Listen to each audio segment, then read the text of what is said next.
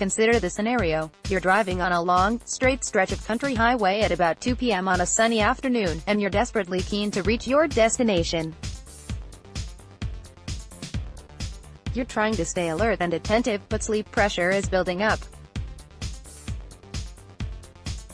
In response, you yawn, sit up straighter in your seat, possibly fidget around a little, and engage in other mannerisms that may increase your level of arousal.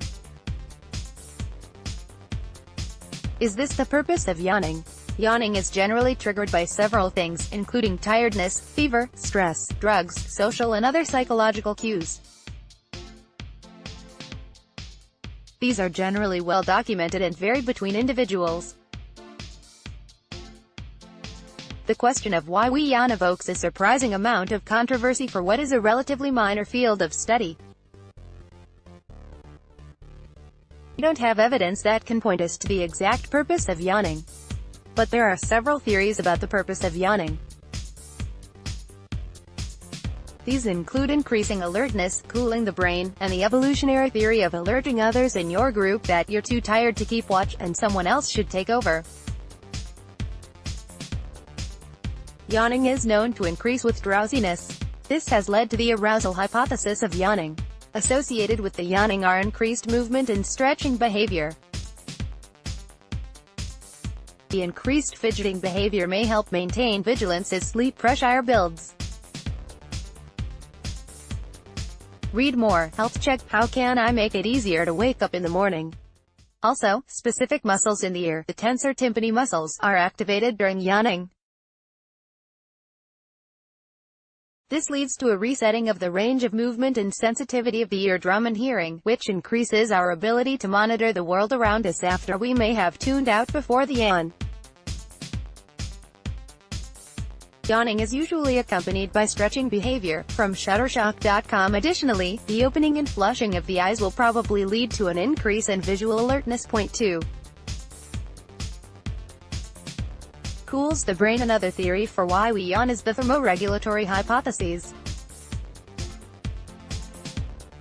This suggests that yawning cools the brain. Yawning causes a deep inhalation that draws cool air into the mouth, which then cools the blood going to the brain. Proponents of this theory claim a rise in brain temperature is observed prior to yawning, with a decrease in temperature seen after the yawn. But the research report that gave rise to this theory only shows excessive yawning may occur during an increase in brain and body temperature. It doesn't suggest this has a cooling purpose. Increased yawning rates are seen when fevers have been experimentally induced, which does suggest a correlation between body warming and yawning. But there is no clear evidence it leads to body cooling, just that body warming seems to be a trigger for yawning. Point 3. Sentry-duty yawning-like behavior has been observed in almost all vertebrates, suggesting that the reflex is ancient. The evolutionary-based behavioral hypothesis draws on humans being social animals. When we are vulnerable to an attack from another species, a function of the group is to protect each other.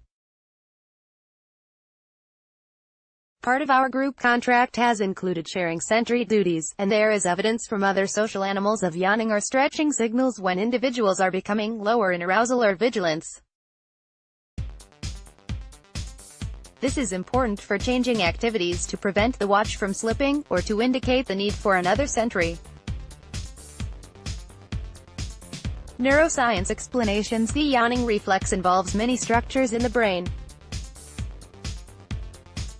One study that scanned the brains of those who were prone to contagious yawning found activation in the ventromedial prefrontal cortex of the brain.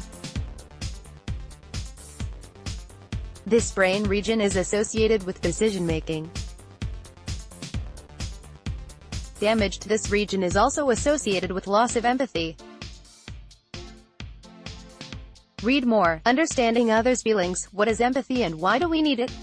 Stimulation of a particular region of the hypothalamus, which contains neurons with oxytocin, causes yawning behavior in rodents. Oxytocin is a hormone associated with social bonding and mental health. Injecting oxytocin into various regions of the brainstem causes yawning, too. These include the hippocampus, associated with learning and memory, ventral tegmental area, associated with the release of dopamine, the happy hormone, and the amygdala, associated with stress and emotions. Blocking the oxytocin receptors here prevents that effect. Patients with Parkinson's disease don't yawn as frequently as others, which may be related to low dopamine levels. Dopamine replacement has been documented to increase yawning. Your dog could be yawning on long car trips because it is stressed. From Shutterstock.com. Similarly, cortisol, the hormone that increases with stress, is known to trigger yawning, while removal of the adrenal gland, which releases cortisol, prevents yawning behavior. This suggests that stress might play a role in triggering yawning, which could be why your dog may yawn so much on long car trips. So, it seems yawning is somehow related to empathy, stress and dopamine release. Why is it contagious? Chances are you've yawned at least once while reading this article. Yawning is a contagious behavior, and seeing someone yawn often causes us to yawn as well. But the only theory that's been suggested here is that susceptibility to contagious yawning is correlated with someone's level of empathy. It is interesting to note, then, that there is decreased contagious yawning among people on the autism spectrum, and people who have high psychopathic tendency. And dogs, considered to be highly empathetic animals, can catch human yawns too. Read more. Contagious yawns show social ties in humans and bonobos. Overall, neuroscientists have developed a clear idea of a wide range of triggers for yawning, and we have a very detailed picture of the mechanism underlying yawning behavior. But the functional purpose of yawning remains elusive. Back to our road trip, the yawning may be a physiological cue as the competition between vigilance and sleep pressure begins to favor drowsiness.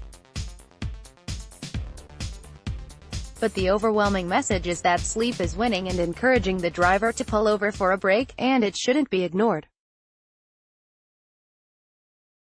Mark Shire, Senior Lecturer in Physiology, Swinburne University of Technology, and Yossi Rathner, Lecturer in Human Physiology, Swinburne University of Technology. This article was originally published on The Conversation.